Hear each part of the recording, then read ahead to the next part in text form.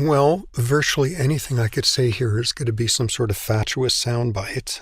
In terms of sort of my expertise and what I've spent years studying in my lab, I am so much better at understanding why not controlling stress does in your brain and body than understanding how to avoid the whole thing. But nonetheless, from what people know about it, is again, within certain parameters, more of a sense of control, predictability, outlets, all of those.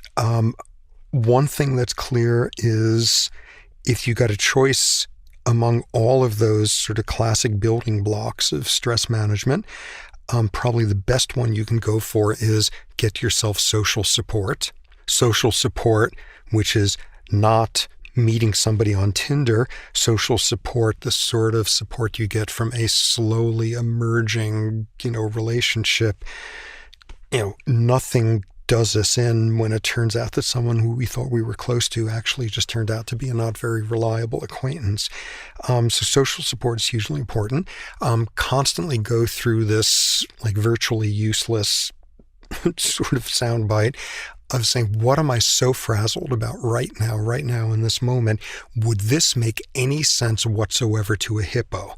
Would this make any sense to any other mammal out there who secretes stress hormones because there's a physical crisis right now? No.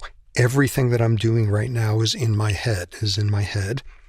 That could work to some extent if in your head is, I've got to do this abstract thing of paying rent tomorrow and I don't have the money for it. No degree of like hippoology is going to solve you of that because there's a reality. But again, if you've got the privilege of middle or upper class neurotic sources of psychological stress, remembering that they would make no sense to any other animal out there is helpful.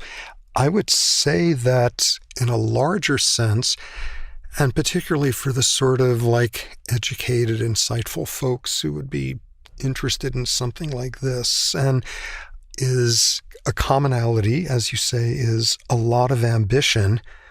Work really hard at the beginning to get a clear sense of just what you're willing to give up for that ambition and if it's going to seem worth it.